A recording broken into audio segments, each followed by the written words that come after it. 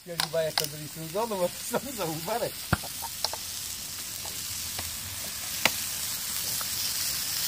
Yok ulan ya.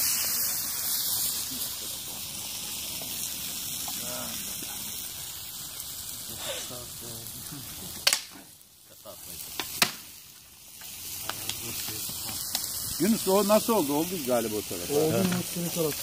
Oldu. Neyse az daha olsun işte. Ya arkadaş bu taş tavada zor şey yani. Duman etmedi mi iyi de duman etti mi fena oluyor ya. Ama elhamdülillah bana bu nasip oluyor ya, ben bunu hizmetini yaparım ya, ben çok hoşuma gidiyor. Böyle ustalık yapıyor ya. Elhamdülillah. Bu beşkek kırk yapılar. Beşkekte bu olmaz. Balım atan yemez mi lan? Balım var yemez. Olmaz.